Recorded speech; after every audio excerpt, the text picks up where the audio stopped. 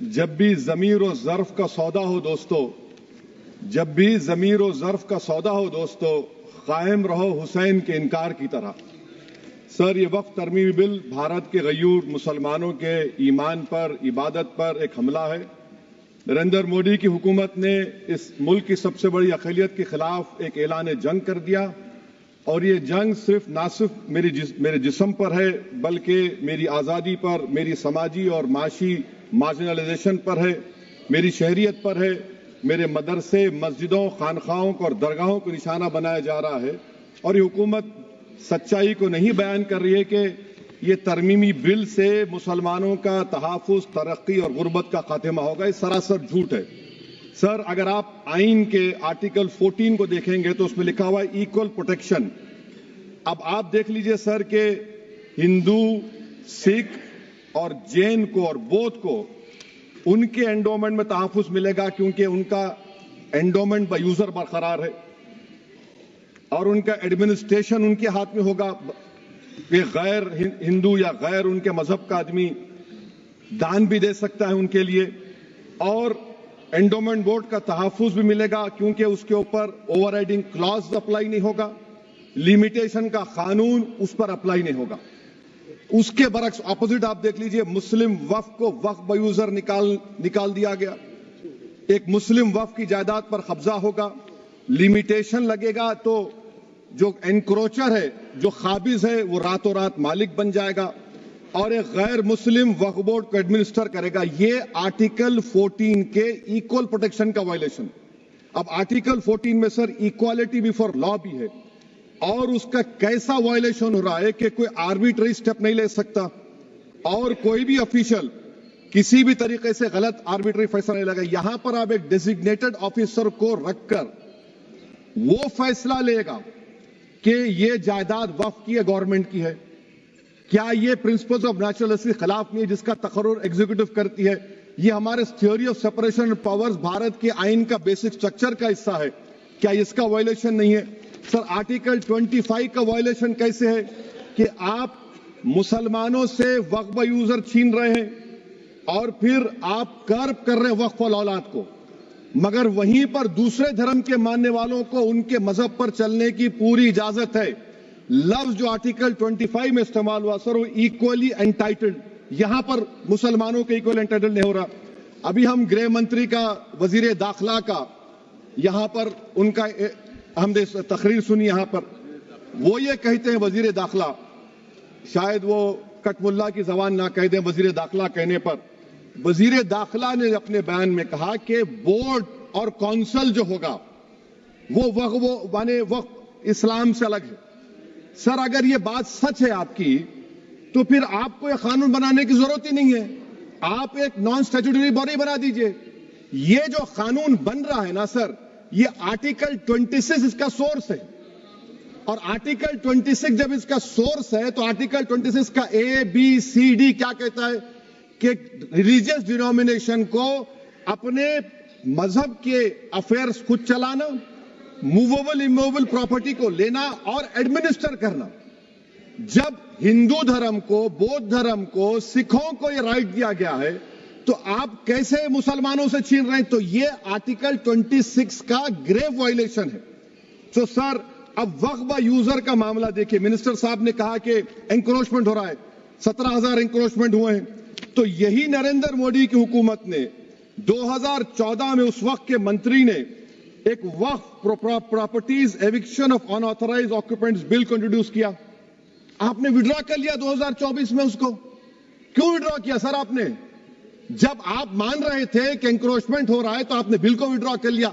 अच्छा सर, अब वक्फ by user को आपने निकाल दिया, माने कंडीशन क्या लगाए कि अगर उसमें डिस्प्यूट होगा और गवर्नमेंट प्रॉपर्टी होगी।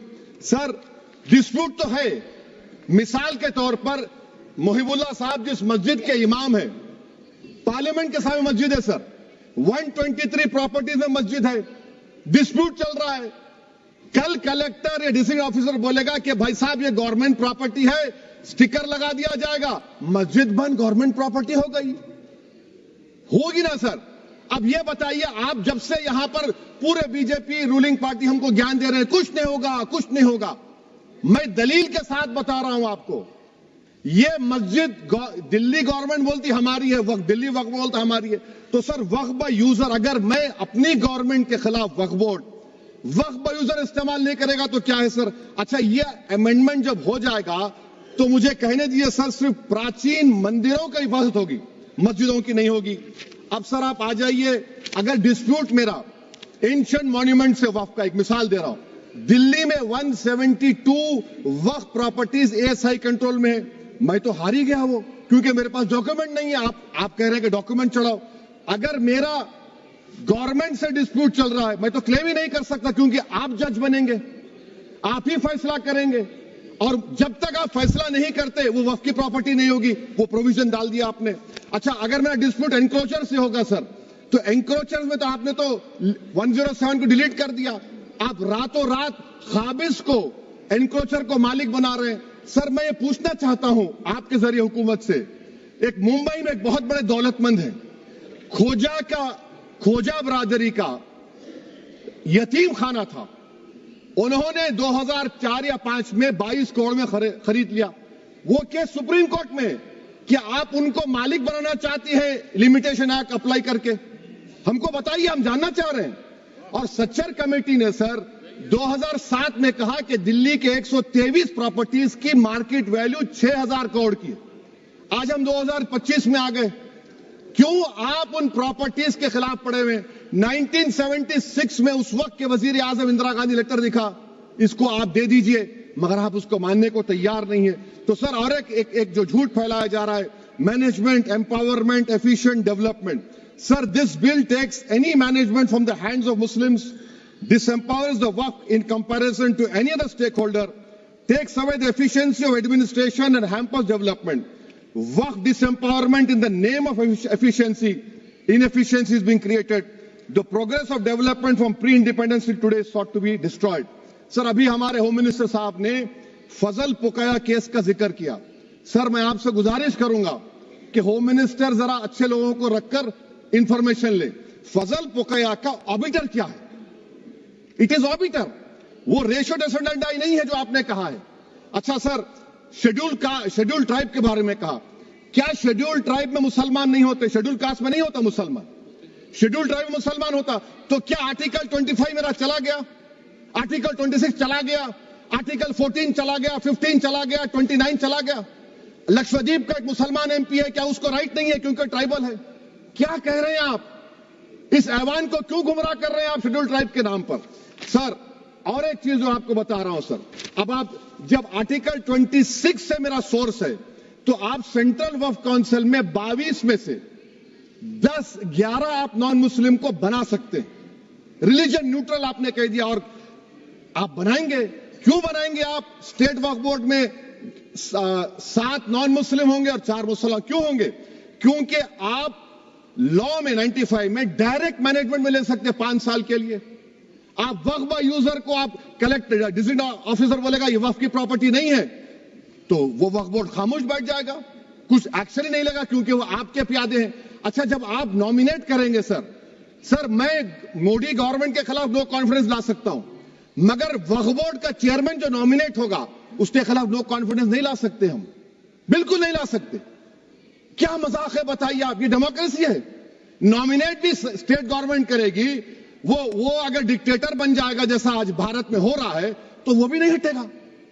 कम से कम यहां पर तो इलेक्शन है, वहां पर तो आप 5 साल झेलते रहो उसको। अच्छा सर, अब ये जो क्लॉज 11 और क्लॉज 9 आप 16AA से देखिए, where the qualification of the members of the board has been limited only to 3 categories contained in 14(1)(c). Intention is very clear that a majority is to be packed with non-Muslims. So who will defend my interests, sir? If I cannot depend on the state waqf board, central waqf council, which are going to comprise non-Muslims, this in itself is a clear violation of Article 26, 14 and 15, sir. अच्छा sir, CO पहले 95 act में था कि word मुस्लिम, आपने गायब कर दिया उसको। अरे आखिर क्यों इतनी नफरत है आपके लफ्ज मुसलमान से? अच्छा फिर क्या कह रहे हैं आप कि ये भी आर्टिकल 26 का वायलेशन है? सब जितने हिंदू धर्म के प्रॉपर्टीज हैं, सिख धर्म के हैं, बौद्ध के हैं और आपके जैन के, वहां पर उन्हीं के मजहब का ऑफिसर होगा। और कहां पर नहीं होगा? वक्फ बोर्ड में। Waqf board is a pure religious institution. इसको समझने की जरूरत है। तो आप ये कर दे रहे हैं सर। अच्छा सर, आप देखिए, अब आप आ जाइए ये ट्राइब्यूनल पर। मुझे समझ में नहीं आया सर कि हमारे होम मिनिस्टर वजीर दाखिला ने क्या कह दिया कि 2013 का जो कानून है वो नहीं बनता तो हम नहीं लेके आते। मैं बड़े अदब के साथ उनसे पूछना चाह रहा हूं कि क्या उस वक्त राजनाथ सिंह साहब, आडवाणी साहब, हमारी लेट सुषमा स्वराज, ये बड़े बड़े नेता यहां बैठे थे? आपने यूनानिमस उस कानून को पास करवा दिया। कीर्ति आजाद थे उस वक्त, अब यहां बैठे हैं वो टीएमसी में। तो क्या आप गलत थे या वो गलत थे? हमको बता दीजिए, आप बता दीजिए। क्योंकि अगर आडवाणी आपके लिए बहुत बड़ा नेता है, मेरे लिए नहीं हो सकते, आपके लिए आपने पद्मश्री दिया उनको। मोहतरमा सुषमा स्वराज की जबरदस्त तकारीर का मैं कायल हूं, वो बैठकर उस 2013 को यूनानिमस पास कर दिए। मुझे कंफ्यूजन है कि क्या अमित शाह, नरेंद्र मोदी बड़े हैं या आडवाणी बड़े हैं? आपके लिए आप तय कर लीजिए। अच्छा सर, आपके tribunal sir, railway Clements tribunal, NGT tribunal, income tax, वैसे 14-15 ट्राइब्यूनल है, हिंदू एंडोमेंट का ट्राइब्यूनल, सबका अपील नहीं होती, रिव्यू होता है। गृह मंत्री सरकार कह रही है कि नहीं, रोक दिए, रोक लगा। कैसे रोक लगाते हैं? रिव्यू और अपील में तो फर्क होता है ना सर। आप ही कह रहे हैं कि पूरे कोर्ट्स में बैकलॉग है और आप अपील कर रहे हैं। अच्छा सर, रिटायर्ड डिस्ट्रिक्ट जज 95 में सिटिंग डिस्ट्रिक्ट जज था, जो एडमिनिस्ट्रेटिव कंट्रोल था सीजीआई साहब, उसको निकाल दिए। अच्छा सर, अब आप अभी हमारे मंत्री साहब ने कहा trust, sir Shri Sai Baba trust 2004, वो ये कहता है जो ऑफिसर उसमें काम करता है उसको साई बाबा का डिवोटी होने चाहिए और उसको डिक्लेरेशन लिख के देना पड़ेगा।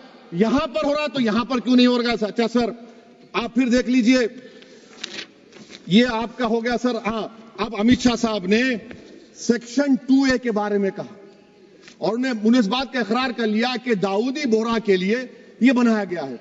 मगर मैं आपके जरिए से गवर्नमेंट से पूछना चाह रहा हूं, आपने तो उस प्रोवाइजो में दाऊदी बोहरा का नाम ही नहीं लिखा, आपने उनको भी थैंक यू कर दिया, उनका नाम क्यों नहीं लिखा आपने? और सर, और गवर्नमेंट क्या कर रही है?